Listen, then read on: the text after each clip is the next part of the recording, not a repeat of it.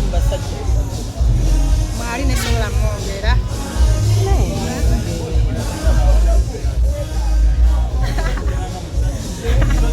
Anti obuzibu sisindika ne siribbira kati.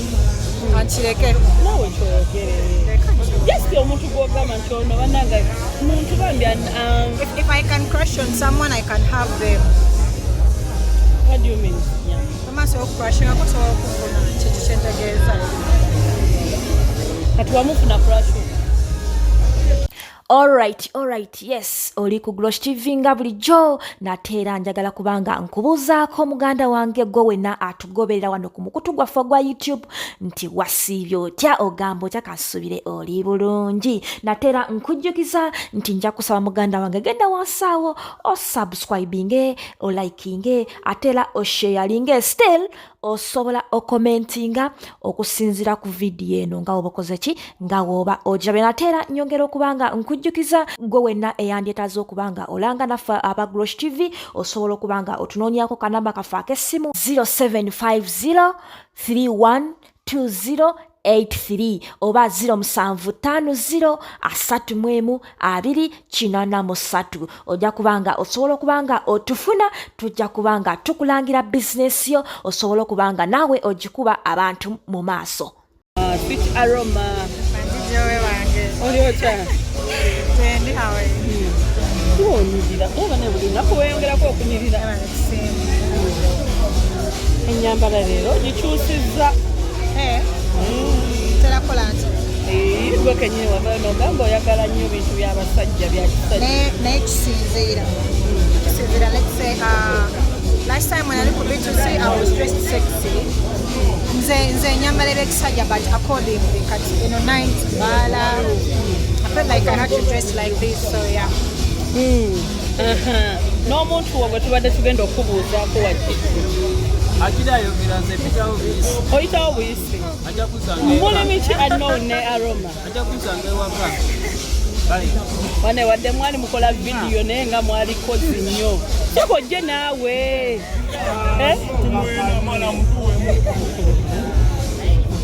Wamma. Tulabye ffe mu mawulire.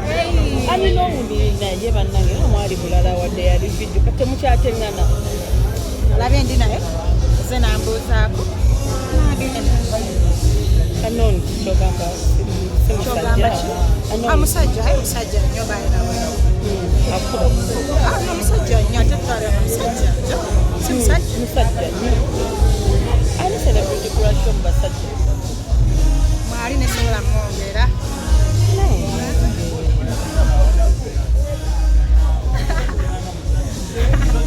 Anti obuzibu sisindika ne siribbira kati.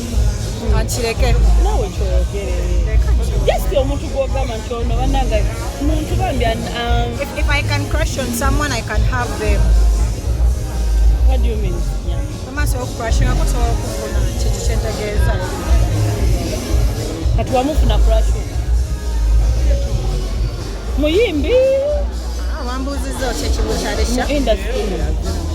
Industry eri wide mulimu abayimbi ba comedians bannakatemba abo bonna abazanyi. Neka Joe, don't worry, but if I want something, I definitely have to get it out. Yeah. Ali atakuuma omwami. Sina. For real, Sina. Lwaki toyina? Bintabula ngezaako ne bamenya omutima ne mbiva musumbuwa kale otalirawo musumbuwa. By the way, nsumbuwa, I know nsumbuwa. Nsumbuwa otya gwe nga gwe? Muze ki gwe weemanyiiko? Muze gwe neemanyiiko nebbuba ate lingi nnyo nnyo nnyo nnyo nnyo nnyo nnyo. Bwema njagala omuntu njagala kwogera naawe 24/7. Njagala kubeera naawe at least 8 hours or 10 hours and beyond. Njagala ombulire kyokola gy'oli so malako abantu I'm clingy so malako abantu emirembe.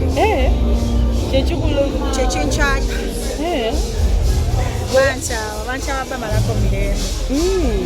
N'okuyomba n'oyombamu awo. Kaya nakatete gwe nkubira essimu yo tobadde okola ki tobinnyonnyola ebyo sitegedde so that's me and I don't have any control about it. So I'm still waiting for someone asobola okugumiikiriza obwo bukatemba bwange bwe nnina obwe. Nengoloza n'abaayo. Gyali nawe oyagala abeera atya ideal mwami wo? alina okuba nga akkiriza nze omumalako emirembe kuba mba mwagala gwe sitaagala simumalako mirembe byros malako mirembe gwenjagala wemba sikwagala kati gwe sitaagala lwaki mba nkukubira gwe sitaagala lwaki mba nkunoonya gwe sitaagala lwaki mba nkubuuza obadde naani gwe tebinkwatako era mbalina abankwana basibaagala gwamanyi beereeyo okola byokola ki byoyagala naye gwenjagala ku mutima nga nkwagala nina okwesibako okumanya bwekyobadde. Okay, nga akasente ne waba talina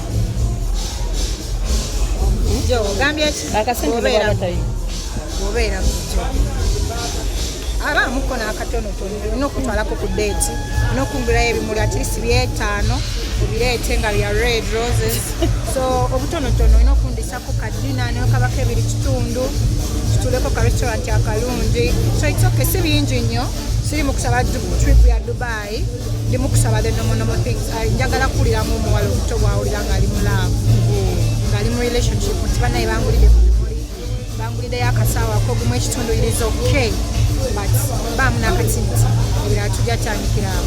Okay, Aaroma oluyimbi mulungi ennyimba zo nnungi era zinyumira olina stage performance naye olowooza kiki ekikyakuganya okutopinga kyakiseeyo okubeera eri ddala? I think it's time. I would strongly believe in timing.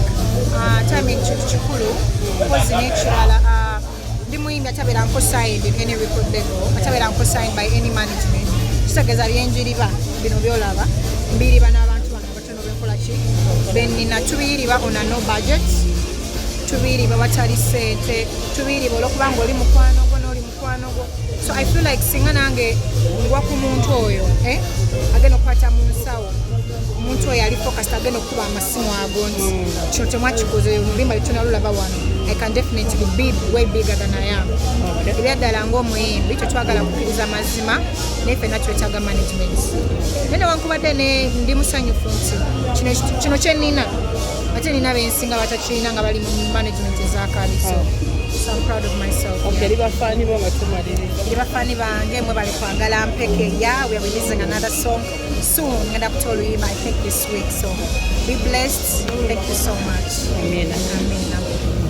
Alright, yes, oli ku Glosh TV nga bulijjo nate era njagala kubanga nkubuuzaako muganda wange gwe wenna atugoberera wano ku mukutu gwaffe gwa YouTube nti wasiibye otya ogamba otya kasubire oli bulungi nate era nkujjukiza nti nja kusaba muganda wange genda wansaawo osubscribinge olikinge ate era osharinge still osobola okomentinga okusinzira ku vidiyo eno nga woba okoze ki nga woba ojabe nate era nyongera okubanga nkujjukiza gwe wenna eyandyetaaza okubanga olanga naffe aba Glosh TV osobola okubanga otunoonyako kanamba kaffe ak'essimu 0750312083 oba 0750312083 ojja kubanga osobola okubanga otufuna tujja kubanga tukulangira bizinesi yo osobola okubanga naawe ogikuba abantu mu maaso.